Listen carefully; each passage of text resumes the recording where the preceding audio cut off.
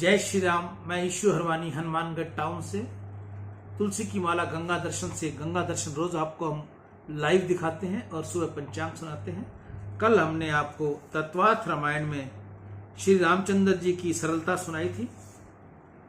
आज का जो विषय है श्री सीता जी का त्याग, इसकी कथा हम आपको आज सुनाएंगे। उसके बाद में रामायण कथा, और समय मिला तो हम आपको बताएंगे स्त्री धर्म। तो 9वां अध्याय सीता जी का त्याग। प्रभु ने एक दिन सिपाहियों को आज्ञा दी कि तुम गुप्त रीति से अयोध्या में फिरो और मेरे लिए लोग क्या बोलते हैं उसे सुनो। माताजी संगर्भा है। माताजी की अगली रात्रि में राम जी से कहा था मेरे वन में फिरने की इच्छा होती है। सुबह प्रभु के कान में खबर आ पहुंची। एक सेवक ने आकर कहा, महाराज लोग आपका तो बखान करते हैं, आपके लिए सही बोलते हैं, परंतु माताजी के लिए बहुत खराब बोलते हैं। रावण के घर में माताजी रही, इससे बहुत निंदा करते हैं। माताजी के लिए जो इच्छा आए वही बोलते हैं। अपने इनको घर में रखा है, इस कारण उनकी भी निंदा करते हैं। रामायण में लिखा है कि लंका युद्ध के बाद सीता माता ने अग्नि में प्रवेश किया। सभी देवताएं ऋषि वहां आए। सबने कहा श्री सीता जी महान पतिव्रता है। अग्निदेव ने कहा, ऐशा ते राम वेदेही पाप मस्याम च विद्यते। सीता जी के स्मरण मात्र से अपना हृदय पवित्र हो जाता है। फिर भी एक अधम जीव था जिसने सीता माता की निंदा की। सही रीति से देखा जाए तो श्री सीता जी की जिसने निंदा की उसे फांसी की सजा देनी चाहिए। किसी राजा की रानी के लिए खराब शब्द बोले तो खबर पड़े कि क्या आफत आती है, परंतु राम जी बहुत सरल हैं। इससे उन्होंने निंदा करने वाले को सजा दी नहीं, समय ही सहन करना निश्चित किया। राम जी जानते थे कि यह खोटा कलंक है। सीता जी निर्दोष हैं, फिर भी उन्होंने निश्चय किया कि कलंक दूर करने के लिए सीता जी का त्याग करना ही पड़ेगा। श्री रामचंद्र जी ने विचार किया कि मेरी प्रजा में मेरे चरित्र के ऊपर शंका है, इसलिए उसे दूर करना ही चाहिए। राजा का यह कर्तव्य है। प्रजा को सुख देने वाले चरित्र का आदर्श मुझे बताना है। मुझे जगत को शब्द से उपदेश करना नहीं, मुझे शुद्ध चरित्र से ज्ञान देना है।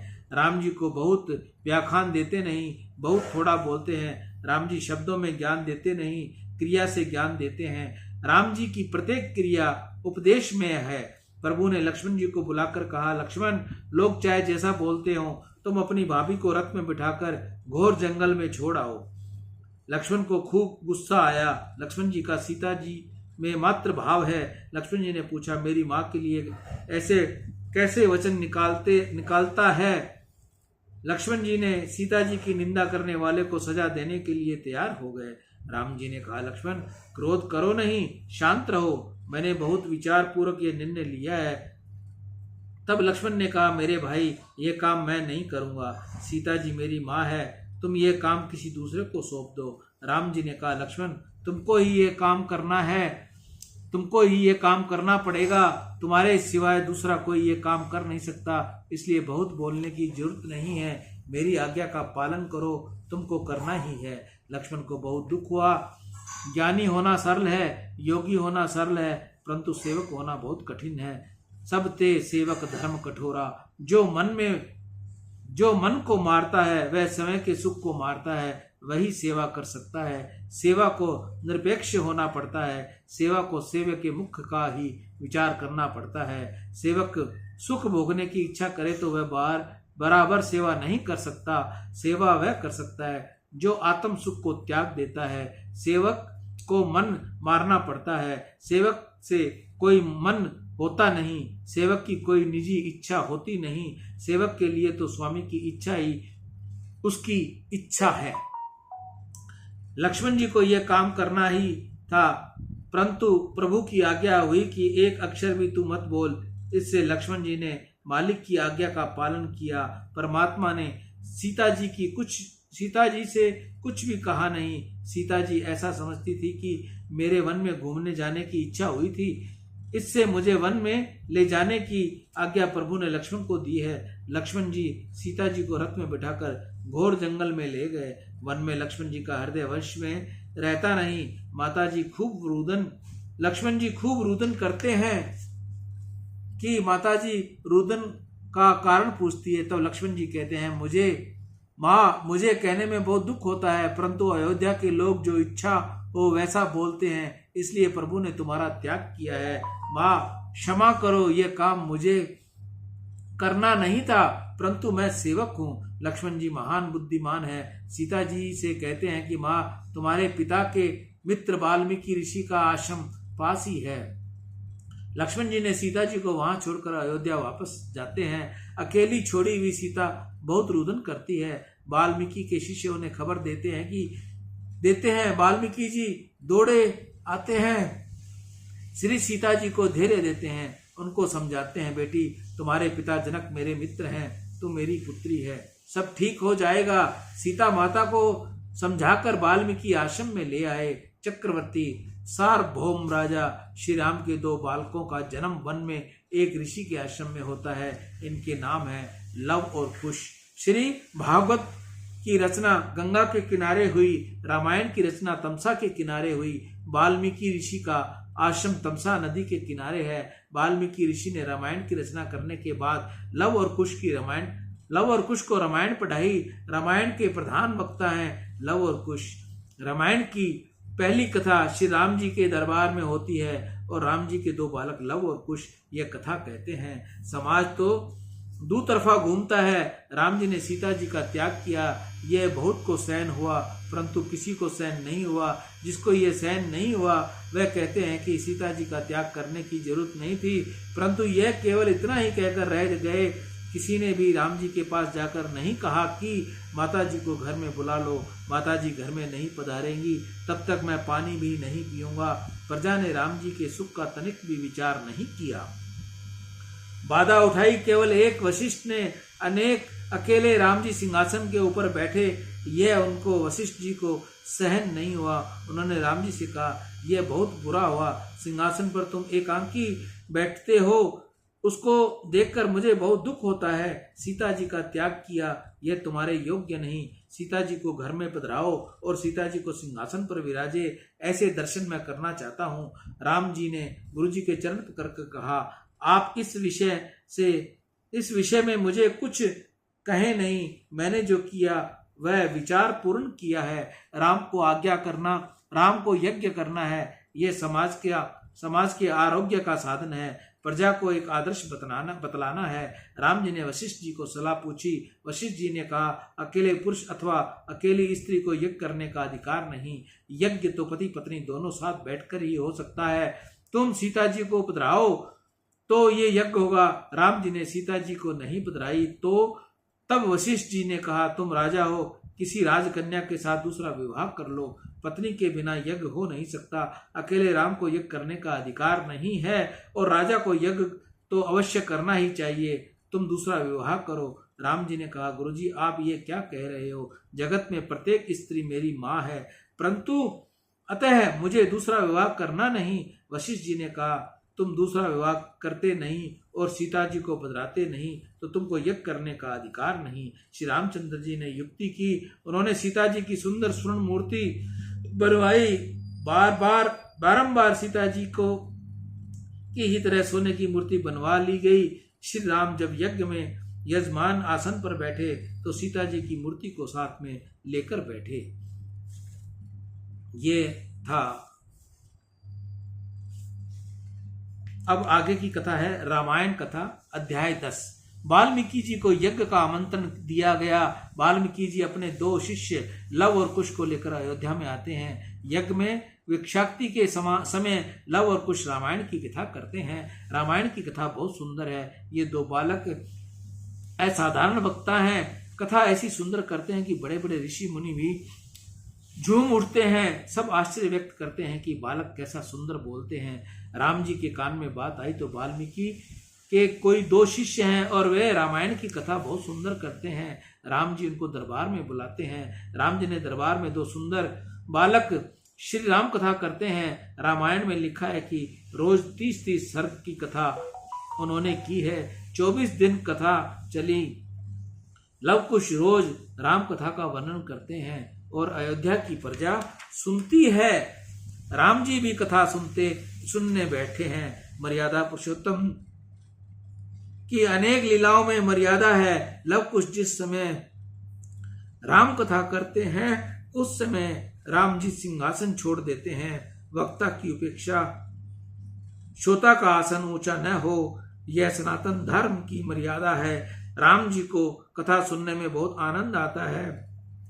राम जी बारंबार लव कुश को निहारते हैं। उन्होंने पीछे लक्ष्मण जी से कहा, लक्ष्मण, इन बालकों को देखने में मुझे बहुत आनंद होता है। इनके श्रीअंग में लक्षण देखने से तो ऐसा लगता है कि ये कोई चक्रवर्ती सार्वभौम राजा के बालक हैं। लक्ष्मण, इनसे मिलने की मेरी इच्छा होती है। ये कोमल बालक हैं, मुझे इनका सम्मान करना है। प्रभु ने बालकों के लिए वस्त्र आभूषण मंगवाए, परंतु लव कुश ने उन्हें लेने से मनाही की। लव कुश ने कहा, हमारे गुरुजी की आज्ञा नहीं, हम वाल्मीकि ऋषि के शिष्य हैं। गुरु ने कहा, कोई कुछ दे तो लेना नहीं, हम तो वन में रहने वाले तपस्वी हैं, जंगल में कंदमूल का सेवन करते हैं तथा वल्कल वस्त्र धारण करते हैं। यह सोना रुपया हमारे क्या काम का, वस्त्र आभूषण की हमको क्या जरूरत है। राम जी को आश्चर्य हुआ कि बालक किस प्रकार बोलते हैं। उन्होंने लक्ष्मण जी से कहा,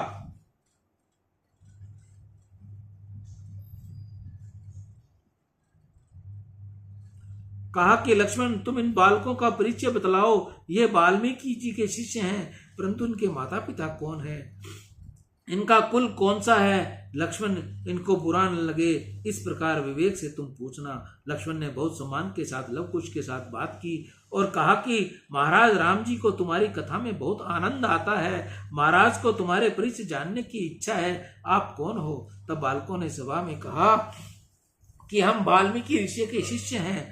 लक्ष्मण जी ने कहा, तुम वाल्मीकि के ऋषि के शिष्य हो, यह तो महाराज जी जानते हैं, परंतु उनकी यह जानने की बहुत इच्छा है कि तुम्हारे माता पिता कौन हैं। तब लव कुश ने जवाब दिया कि राजा रामचंद्र जी का यह प्रश्न सनातन धर्म की मर्यादा के विरुद्ध है। जिसने घर छोड़ा, जो घर छोड़कर साधु हुआ, जो गुरुकुल में रहकर ब्रह्मचर्य का पालन करके वेदा अध्ययन करता है, वह घर का स्मरण करता नहीं। साधु को, ब्रह्मचारी को घर का स्मरण करना पाप है। उसके घर का परिचय पूछना योग्य नहीं, उनके गुरु का परिचय पूछना योग्य है। हमारे गुरुदेव वाल्मीकि जी हैं, हमारे माता पिता कोई भी हो, उनको जानने की राजा रामचंद्र जी को क्या जरूरत है। वाल्मीकि ऋषि ने वर्णन किया। लव कुश राम कथा करते हैं, वह राजाभिषेक पर्यंत करते हैं। रामचंद्र जी ने राजा अभिषेक तक की रामचरित्र उन्होंने वर्णन किया। राम जी ने लव कुश से कहा, आगे का रामचरित्र सुनने की हमारी इच्छा है। तब लव कुश ने सभा में बोले, गुरुजी की हमको आज्ञा नहीं। राम कथा तो राजा अभिषेक तक की ही होती है। राजा अभिषेक के पीछे का चरित्र सभा में वर्णन करने योग्य नहीं है। रामचंद्र जी ने नीचे दृष्टि की, वह ठीक कहते हैं, उसमें क्या बुरी बात है। आगे का चरित्र कहने के योग्य है ही नहीं। लव कुश वाल्मीकि के साथ आश्रम में वापस आए। सीता माँ का वंदन करके बालकों ने कहा, माँ, हम गुरुजी के साथ अयोध्या गए थे। वहाँ एक बड़ा राजा है, उसका नाम राम है। उन्होंने बड़ा यज्ञ किया है। राजा राम जब यज्ञ में बैठते हैं तो सोने की मूर्ति साथ लेकर बैठते हैं। माँ, वह सोने की मूर्ति बिल्कुल तुम्हारे जैसी ही है। हमको तो ऐसा लगा कि हमारी माँ ही राम राजा के साथ बैठी है। माँ, ये राजा कौन है। सीता ने जब सुना कि मेरी सोने की मूर्ति के साथ लेकर राम जी यज्ञ करने बैठे हैं तो उन्होंने बहुत आनंद हुआ। सोचने लगी कि प्रभु ने मेरा त्याग किया ही नहीं, राम जी ने रानी का त्याग किया है, राम जी ने सीता का त्याग किया ही नहीं। प्रजा को शुद्ध चरित्र का आदेश बतलाने के लिए राजा ने रानी का त्याग किया है। प्रभु ने राजधर्म के आदर्श बतलाया, राम जी सीता जी का त्याग किया नहीं। श्री सीता राम जी के साथ विराजे हैं, इसका तो नित्य संयोग है। वैष्णव जन स्वर्ण सिंहासन पर विराजे हुए सीता राम जी के नित्य दर्शन करते हैं। जगत में राम जी जैसा महान पुरुष कोई हुआ नहीं और भविष्य में होना भी नहीं है। राम जी की उससे उपमा दी गई। वाल्मीकि ऋषि राम जी की कथा करने लगे। तब उन्होंने विचार हुआ कि राम जी को किससे उपमा दें, श्री राम जी की किससे समानता है। वाल्मीकि ने बहुत नजर दौड़ाई, परंतु उनको जगत के इतिहास में ऐसा कोई देव मिला नहीं, कोई ऋषि मिला नहीं, अथवा कोई महान पुरुष भी मिला नहीं जिसकी उपमा राम जी को दी जाए। श्री वाल्मीकि जी थक गए और अंत में ऐसा बोलने कि श्री राम कैसे हैं, श्री राम राम की तरह हैं, श्री राम जैसा दूसरा कोई मिलता ही नहीं जिसकी उपमा मैं राम को दे दूं। समुद्र कैसा है भाई, समुद्र तो समुद्र जैसा ही है। समुद्र को जिस तरह अन्य किसी की उपमा नहीं दी जा सकती, उसी तरह रामचंद्र जी की भी अन्य किसी की उपमा दे नहीं सकते। जगत में ऐसा कोई हुआ ही नहीं। अनंत भगवान के अनंत गुणों का जो पार पाने की इच्छा रखते हैं, वह बालक बुद्धि का है, अज्ञानी है। कदाचित किसी की सामर्थ्य हो तो पृथ्वी के रणकणों को भले ही गिन सके, परंतु सर्वशक्तिमान श्री भगवान के गुणों का पार कोई पा सकता नहीं। राम जी के गुणों का कौन वर्णन कर सकता है। राम जी के गुण अनंत है, मनुष्य की बुद्धि अल्प है। श्री शंकर भगवान माता पार्वती को समझाते हैं, देवी मैं राम कथा कहता हूँ, राम जी का ध्यान धरता हूँ, श्री राम श्री राम श्री राम जप करता हूँ। इस पर भी राम जी कैसे हैं यह मैं भी बराबर जानता नहीं। राम जी अतकर्य हैं, बल बुद्धि से परे हैं। राम जी के गुणों का अंत नहीं। जगत में जितने दिव्य सद्गुण हैं वह सब राम नाम गुण चरित सुहाए, जन्म कर्म अनगणित श्रुति गाए। जथा अनंत राम भगवाना, तथा कथा कीर्ति गुण नाना। पुरुष का जीवन राम जी की तरह ही होना चाहिए। राम जी ने पुरुष का धर्म जगत को समझाया और सीता जी स्त्री धर्म को समझाया।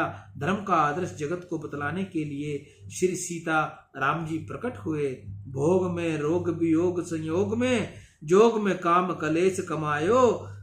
त्यों पदमा कर वेद पुराण पढ़ियो, पढ़ी के बहुत बाद बढ़ायो। दोरियो दुरास के दास भयो पे, कहू विश्राम को धाम न पायो। कायो गमायो सु ऐसो जीवन, हाय मैं राम को नाम न गायो। ये 10वां अध्याय था। 11वां अध्याय स्त्री धर्म। इस कथा का हम आपको श्रवण करवाने के बाद में हम कथा को यहीं विराम देंगे। स्त्री धर्म। श्री सीता जी की कथा अति दिव्य है। वाल्मीकि रामायण पढ़ने में ऐसा लगता है कि वाल्मीकि ऋषि सीता जी के पक्ष पाते हैं। सीता जी का चरित्र वर्णन करने में वाल्मीकि जी द्रवित हो गए। वाल्मीकि जी ऋषि ने तो रामायण में ऐसा कहा है कि रामायण में राम की बहुत कथा नहीं, श्री सीता माँ का ही चरित्र मुख्य है। रामायण में से सीता का चरित्र निकाल दो तो रामायण में कोई विशेष राम रहते नहीं। वाल्मीकि जी ने तो ऐसा कहा ही नहीं कि रामायण रामचरित है। वाल्मीकि जी ने तो ऐसा कहा है रामायण श्री सीता जी के चरित्र की कथा है। वाल्मीकि ने कहा है कि रामचरित्र दिव्य है, परंतु सीता जी का चरित्र अति दिव्य है। रामायण में सीता के दिव्य सद्गुणों का वर्णन है। श्री सीता जी ने आदर्श स्त्री धर्म जगत को अंतिम रूप से बताया है। शास्त्र में लिखा है कि पुत्र बहुत योग्य हो तो एक ही कुल का पितृकुल का उद्धार कर सकता है, परंतु स्त्री बहुत योग्य हो, सब धर्म का बराबर पालन करती हो तो वह पति के तथा पिता के दोनों कुलों को तार सकती है। कितने ही लोग ऐसे होते हैं कि लड़का उत्पन्न होता है तो बहुत प्रसन्न होते हैं और लड़की उत्पन्न होती है तो मानो अड़ी का तेल ही पी लिया हो ऐसा मुख बना लेते हैं। अरे पुत्री क्या खोटी है, पुत्र क्या अधिक कर देने वाला होता है। लोग ऐसी उपेक्षा रखते हैं कि लड़का हो तो घर में दीपक रहे। इस कलयुग में लड़कों को तो माँ बाप के लिए नया दीपक रखते नहीं। लड़का होना चाहिए ऐसा आग्रह रखना नहीं। लड़का कुछ अधिक कर देने वाला नहीं। शास्त्र में ऐसा लिखा है कि स्त्री बहुत लायक हो तो पति को सुधार सकती है, परंतु स्त्री लायक न हो तो पति उसको सुधार सकता नहीं। साधारण रीति से पुरुष कामाध होने से स्त्री के अधीन ही रहता है, इसलिए पत्नी लायक हो तो वह पति को युक्ति से सुधार सकती है, पाप करने से विमुख कर सकती है और उसे कल्याण का मार्ग समझा सकती है। लायक पत्नी, लायक स्त्री पति को भगवत जन में लगाती है, सत्संग की तरफ ले जाती है, पति के हाथ से सत्कर्म कराती है और उसके धर्म और मोक्ष का मार्ग बतलाती है। स्त्री धर्म अतिशय श्रेष्ठ है। स्त्री धर्म का बारंबार पालन करे तो उसे घर में ही मुक्ति मिलती है। स्त्री को घर छोड़कर बाहर भटकने की आवश्यकता नहीं है। स्त्री अगर बाहर भटके तो स्वेच्छाचारी बनती है और उसका पतन होता है। जो स्त्री घर में रहकर गृहिणी धर्म संभालती है उसको पवित्र रहने की अनुकूलता रहती है। पुरुष की अपेक्षा स्त्री की सिद्धि सुलभ है। शास्त्र में लिखा है कि स्त्री को प्रभु की प्राप्ति जल्दी होती है। स्त्री का हृदय स्नेह युक्त और आर्द्र होता है, वह प्रभु प्रेम में जल्दी पिघलता है, उसमें स्मरण की भावना होती है। स्त्री घर का काम करते करते परमात्मा का स्मरण करे तो बड़े बड़े सन्यासियों और योगियों को वन में रहकर जो सिद्धि प्राप्त होती है वह अनायास ही उसे घर में रहकर मिल जाती है। निर्वाहक निमित्त व्यवहार करते हुए पुरुष से जाने अनजाने में पाप हो जाते हैं, वह पाप उसको अकेले ही भोगने पड़ते हैं। शास्त्र में तो यहाँ तक लिखा है कि पैसा कमाता हुआ पुरुष जो पाप करता है उसमें स्त्री का भाग नहीं है होता, परंतु पति पुण्य करे उसमें स्त्री का भाग होता है। जो स्त्री पतिव्रता है, जो स्त्री पति के ईश्वर को भावना रखकर उसकी सेवा करती है, उस स्त्री को ही पति के पुण्य का भाग मिलता है। पति देव का कहना न माने, पति का दिल दुखावे, ऐसी स्त्री को पति का पुण्य मिलता नहीं। पति में ईश्वर भाव रखे, पति में ईश्वर भाव नहीं रखे, उस स्त्री का यह लोक और परलोक दोनों बिगड़ते हैं। पति की सेवा करना यह स्त्री का धर्म है। पति क्रोधी हो, रोगी हो, अशक्त हो तो भी उसे ईश्वर की भावना रखकर उसकी सेवा करने में स्त्री को मुक्ति मिलती है। रामायण में श्री सीता जी ने कहा है, स्त्री के लिए पति की सेवा ही तप है। पतिव्रता स्त्री को परमात्मा की भी माँ बन सकती है। स्त्री में ऐसी शक्ति है कि भगवान को बालक बना सकती है। पति की सेवा से चित्त शुद्धि और चित्त शुद्धि पति की सेवा से चित्त शुद्धि और चित्त शुद्धि से परमात्मा की प्राप्ति होती है। ऐसे स्त्री को मंदिर में भी जाने की जरूरत नहीं है। स्त्री घर में एक एक जीव में ईश्वर का भाव रखती है, सबकी सेवा में शरीर घिसती है। लायक स्त्री घर में सबको सुखी करती है और अपने बालकों को धर्म का शिक्षण देती है। यह उसकी बड़ी से बड़ी सेवा है। घर के लोग मेरी कदर करेंगे ऐसी तनिक भी अपेक्षा रखती नहीं। कदर तो ऊपर जाने के बाद होती है। कितने ही लोग काम खूब करते हैं, परंतु घर में इनसे बहुत सम्मान से न बोला जाए तो इनका हृदय पीड़ित होता है कि मैंने इतना अधिक काम किया कि इस तरह बोलते हैं। इस जीव को सम्मान करना आता ही नहीं। कोई मनुष्य मेरा सम्मान करे ऐसी अपेक्षा रखना ही नहीं। कोई भी काम करो परमात्मा की नजर में रखकर करो, प्रभु का स्मरण करते करते करो और हृदय पीड़ित होने पर प्रसंग ही नहीं आएगा। तुम्हारे काम की लोग प्रशंसा करें इसलिए नहीं, परंतु उसके ऊपर प्रभु नजर रखे, उससे परमात्मा राजी हो ऐसी अपेक्षा से काम करोगे तो कभी निराश होने की अवसर नहीं आएगा। परमात्मा को राजी करने के लिए तुम अपना कर्तव्य सदैव निर्वाह करो, सब धर्म का पालन करो। कोई मनुष्य राजी हो या न हो इससे क्या, यह राजी हो जाने से तुमको क्या देते हैं और नाराज हो तो तुम्हारा क्या बिगाड़ने वाला है। मन में सदैव स्मरण रखो कि मेरा संबंध ईश्वर के साथ है। हे मेरे नाथ, मैं आपको भूलूं नहीं, ऐसा बार बार पुकारते रहो। आज की कथा का यही विश्राम। कल हम बताएंगे आपको श्री सीता जी की मधुर वाणी। सियावर राम, जय जय राम। मेरे प्रभु राम, जय जय राम। मैं ईशु हरवानी, हनुमानगढ़ टाउन, राजस्थान से रोज आपको लाइव गंगा दर्शन सुनाता हूँ, दिखाता हूँ तथा तत्वार्थ रामायण महाराज श्री डोगरे जी की मैं आपको रोज उनके लिखित कथा सुनाता हूँ। कथा करते समय, अक्षर बोलते समय बहुत त्रुटियां होती हैं, मैं आप सभी से क्षमा प्रार्थी हूँ।